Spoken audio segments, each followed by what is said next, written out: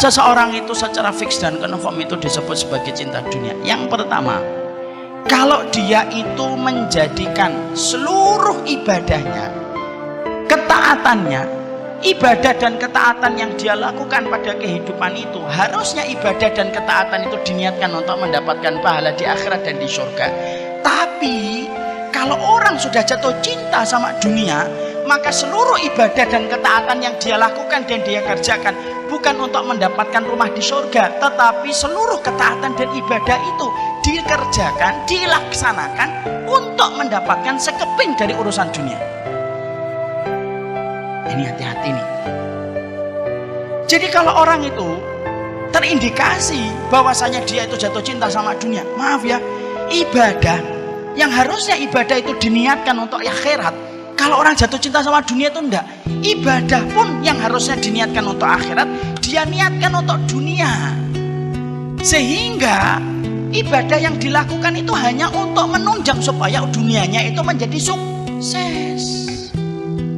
Sholat, tapi untuk proyek. Puasa, tapi supaya dagangannya laku. Sedekah, supaya kemudian dia mendapatkan profit dan mendapatkan keuntungan yang besar. Padahal kita harus paham, harusnya seorang mukmin itu memahami sholatnya, puasanya, sedekahnya itu bukan untuk membangun dunia dia, tapi sesungguhnya seluruh ibadah kita itu untuk membangun akhirat kita. Karena rumah kita di surga itu tidak bisa kita bangun kecuali dengan komponen ketaatan-ketaatan yang kita lakukan pada kehidupan di dunia. Orang kalau sudah kesetrum dengan cinta kepada dunia, bukan hanya mubah yang dijadikan untuk mendapatkan dunia. Kalau perkara mubah untuk dijadikan dunia memang boleh, tapi kalau orang kesetrum dengan urusan dunia, maaf, sampai urusan akhirat pun dia niatkan untuk mendapatkan dunia. Dan ini termasuk salah satu perkara yang tanpa kita sadari dibenci sama Allah. Banyak orang hari ini kalau melakukan ibadah itu yang dipikir pertama kali itu untuk mendapatkan profit dan margin.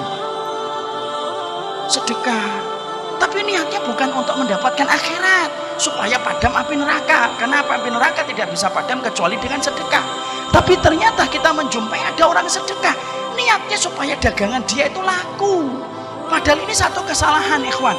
Maaf ya, Allah itu membagi dunia kepada kita itu bukan berdasarkan ibadah, tapi Allah itu membagi dunia dalam kehidupan kita berdasarkan takdir yang ditetapkan oleh Allah 50.000 tahun sebelum Allah menciptakan langit dan bumi. Kalau Allah itu membagi dunia kepada kita berdasarkan ibadah kita, satu, para sahabat itu tidak ada yang miskin dan para sahabat tidak ada yang fakir. Padahal faktanya mu'dhamus sahabati fuqara. Padahal faktanya rata-rata para sahabat itu miskin, padahal mereka ibadahnya lebih tinggi daripada ibadah kita. Kenapa para sahabat itu miskin padahal ibadahnya luar biasa? Di situ kita mendapatkan sebuah bukti Allah bagi dunia bukan berdasarkan ibadah. Yang kedua, kalau Allah itu membagikan dunia kepada kita berdasarkan harta, berdasarkan ibadah, berarti orang-orang yang tidak beriman itu harusnya tidak punya duit. Orang yang tidak beriman, yang tidak pernah dzikir pagi, dzikir petang, apalagi datang ke kajian kayak gini, harusnya tinggalnya mereka di bawah jembatan.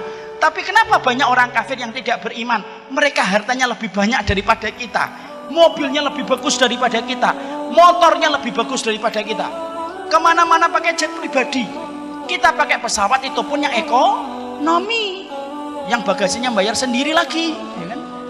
Kalau memang ibadah, kalau memang dunia itu dibagi berdasarkan ibadah, harusnya mereka itu lebih miskin daripada kita. Tapi kenapa kita menjumpai orang yang tidak beriman? Kenapa mereka itu hartanya lebih banyak daripada kita? Di situ kita menjumpai bahwasanya Allah itu membagikan dunia bukan berdasarkan ibadah, tapi berdasarkan takaran takdir. Jadi ternyata sholat duhanya kita tuh tidak ada kaitannya dengan dunia. Urusan tahajud kita itu tidak ada kaitannya dengan materi. Tapi ternyata urusan akhirat kita itu ditopang dengan ibadah kita di dunia ini untuk mendapatkan akhirat. Tapi orang kalau jatuh cinta sama dunia karena khawatirnya dia terhadap dunia, maaf, lu sampai urusan ibadah yang harusnya diniatkan untuk akhirat, untuk mendapatkan akhirat yang lebih baik, karena dia cinta dan gandrungnya sama dunia, ibadah itu diniatkan untuk dunia. Dan maaf ya, karena antum, saya sudah hafal hadisnya. Innamal a'malu binniyat. Segala sesuatu itu tergantung niatnya. Jadi bisa jadi kalau ada orang nanti beribadah, kok niat pertamanya tidak ada yang menggerakkan dia ketika beribadah kecuali karena ingin mendapatkan sekeping dari kenikmatan dunia, dikasih sama Allah. Tapi maaf, di akhiratnya mungkin tidak lagi dikasih oleh Allah, karena balasannya sudah Allah sempurnakan pada kehidupan kita di dunia. Ada orang nanti ketika disidang oleh Allah dalam pengadilan akhiratnya, dia bingung, loh Allah, mana sholat tahajud saya? Allah jawab, loh sholat tahajud kamu kan supaya dagangan kamu laku. Sudah aku jadikan laku kan daganganmu yang ada di pasar. Dan tidak ada lagi balasan. Bisa jadi kalau ada orang setiap hari taklim kayak saya, tapi niatnya hanya untuk menggenggam dunia dan bukan niat yang pertama untuk menyampaikan kalimat Allah. Bisa jadi ketika ditimbang oleh Allah, dia bertanya, loh saya taklim setiap hari, kok nggak ada di dalam mizan saya, itu kemana taklim saya setiap waktunya ketika dakwah? Jawab lagi sama Allah, taklim kamu itu kan supaya kamu itu menumpuk-numpuk kekayaan. Sudah aku jadikan kamu menumpuk kekayaan kan ketika di dunia, dan akhirnya tidak ada lagi balasan di dunia, di akhirat. Ada lagi orang sedekah, dia sedekah terus sampai kemudian dia ketika di dalam mizan dia ngeliat, loh sedekah saya sudah ratusan juta kok nggak ada. Jawab lagi sama Allah, loh bukannya kamu sedekah itu supaya mendapatkan keuntungan besar, dan aku sudah jadikan keuntungannya besar kan ketika di dunia, dan selesai, habis. Disebabkan ketika kita menjadi orang cinta sama dunia, saking khawatirnya kita untuk menjadi orang yang tidak punya apa-apa, loh sampai urusan akhirat pun kita paksa dan kita seret urusan akhirat itu untuk urusan dunia.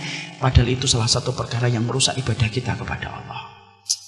Allah itu zat yang pecemburu.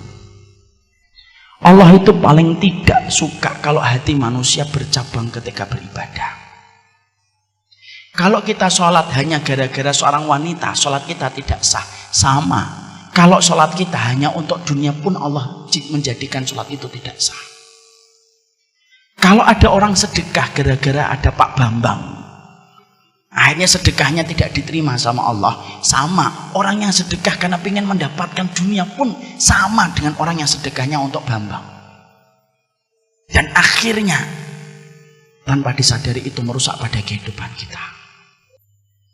Dijawab oleh Abdullah bin Mubarak, ayat yang paling banyak membuat para sahabat itu nangis adalah ayat yang ke-15 dan 16. Apa ayatnya itu? Man kana yuridul hayatad dunya wa zinataha nuwaffi ilaihim a'malahum fiha wa hum fiha la yubkhasun. Orang itu kalau dalam kehidupan di dunia, yang dia pikirin dan dia niatkan dalam kehidupan dunia, kok yang dipikir dunia terus, nuwaffi ilaihim a'malahum fiha wa hum fiha la yubkhasun. Kami kasih kepada mereka dunia sebagaimana niat yang mereka tanam, la yubkhasun, tidak dikurangi sama Allah. Orang kalau niatnya di dalam sholat, kok niatnya untuk dunia, dikasih dunia sama Allah sesuai niat yang dia tanam. Kalau ada orang kok dia sedekah, lalu sedekah itu niatnya untuk mendapatkan harta, mendapatkan mobil, mendapatkan rumah, hanya itu niatnya, Allah kasihkan rumah sebagaimana niat yang dia tanam. La yubkhasun, kata Allah, tidak dikurangi sama Allah.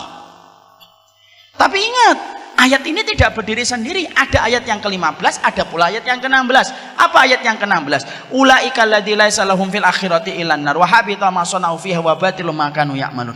Orang-orang yang semacam ini, kata Allah, maka bisa jadi nanti ketika di akhirat, ketika mereka di akhirat tidak mendapatkan apapun dari apa yang telah mereka lakukan di dunia, kecuali yang mereka dapatkan itu adalah neraka. Sia-sia apa yang mereka lakukan, batal atas apa yang mereka usahakan. Makanya inilah yang menjadikan kita memahami betul, urusan-urusan dunia itu jangan sampai menjadi niat kita beribadah. Dan maaf ikhwan, kalaupun antum beribadahnya sudah karena akhirat, Allah pasti akan mudahkan antum untuk mendapatkan dunia. Kenapa? Akhirat kalau sudah beres, apalagi cuma dunia. Karena akhirat itu harganya mahal dan tidak ternilai harganya. Apalagi dunia, semahal-mahal dunia itu masih bisa kesebut harga. Jadi kalau orang itu ibadahnya sudah karena akhirat, pasti Allah akan berikan kepadanya dunia, dimudahkan oleh Allah. Dan itu kecil bagi Allah. Makanya inilah yang menjadikan kita mikir, ya Allah, Jangan-jangan kita itu selama ini ibadah tapi cita rasanya cita rasa dunia. Sholat, rajin, tapi untuk dunia. Ya memang dapat. Tapi setelah dapat, tidak ada lagi balasan di akhirat karena Allah sudah segerakan di dunia. Dan maaf, kalaupun kita tidak menjadikan niat ibadah kita untuk dunia karena memang takdirnya kita dapat 5M itu datang. Tapi jangan niatkan ibadah itu untuk dunia. Karena Allah itu zat pecemburu. Allah itu pecemburu kalau niat hatinya manusia itu sudah diniatkan untuk Allah, tapi dia bercabang dan berselingkuh. Dia niatkan untuk dunia. Allah kok disamakan dunia, padahal di hadapan Allah dunia itu sebagaimana sayap seekor nyamuk. Makanya kalau ada orang sudah meniatkan untuk dunia, ayat surat Hud yang tadi kita baca dalam 2 ayatnya, itu bisa mengenai kepada siapapun. Makanya kalau kita tobat tuh jangan hanya tobat dari khamar. Kalau tobat itu bukan hanya tobat dari kita pernah bentak orang tua. Jangan itu saja. Tapi salah satu tobat kita adalah, ya Allah, kalau ada ibadah saya yang saya lakukan karena dunia, sadar atau tidak sadar, ampuni kami ya Allah. Allahumma inni a'udzubika an usyrika bika syai'an a'lamuhu wa astaghfiruka lima la a'lamuhu. Dan itulah yang pertama. Makanya orang kalau jatuh cinta sama dunia itu semuanya ditakar untuk dunia.